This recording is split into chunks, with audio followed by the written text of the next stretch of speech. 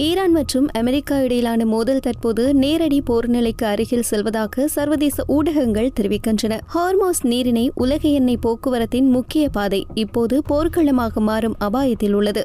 அமெரிக்க அதிபர் Donald Trump வெளியிட்டுள்ள அதிரடி அறிவிப்பில் ஹார்மோஸ் நீரிணையில் கன்னிவெடிகள் வைக்கும் படகுகளை சுட்டு வீழ்த்த அமெரிக்க கடற்படைக்கு உத்தரவு வழங்கப்பட்டுள்ளதாக தெரிவித்துள்ளார்.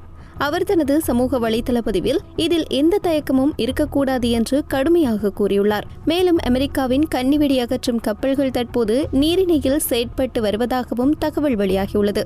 அமெரிக்க பாதுகாப்புத்துறை இந்த நிலைமை குறித்து விளக்கம் அளித்துள்ளது. ஹார்மோஸ் நீரிணையை 6 மாதங்கள் மூட முடியும் என வரும் தகவல்களை அவர்கள் நிராகரித்துள்ளனர். பாதுகாப்புத்துறை பேச்சாளர் கூறுகையில் இது சாத்தியமற்றது, மேலும் ஏற்றுக்கொள்ள முடியாத மதிப்பீடு என தெரிவித்துள்ளார். பிபிசியுடனான நேர்காணலில் ட்ரம்ப் கூறுகையில், ஈரான் ஒப்பந்தம் செய்ய துடிக்கிறது, என் நிலைப்பாடு மிகவும் வெற்றிகரமாக உள்ளது என்று அவர் தெரிவித்துள்ளார்.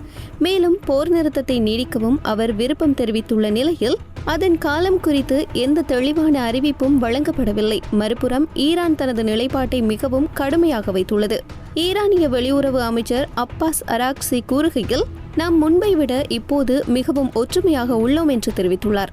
அதேபோல் ஈரானிய அதிபர் மற்றும் பிற தலைவர்கள் இரும்பு போன்ற ஒற்றுமை என நாட்டின் நிலையை விவரித்துள்ளனர்.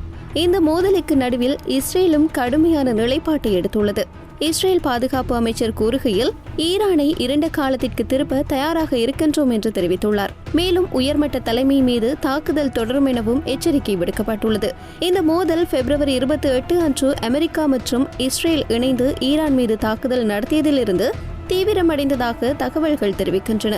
அதன் பின் தொடர்ச்சியான தாக்குதல்கள் மற்றும் அரசியல் பதிலடி நடவடிக்கைகள் காரணமாக பதற்றம் அதிகரித்துள்ளது. தற்போது நிலைமை மிகுந்த பதற்றத்துடன் தொடர்கிறது.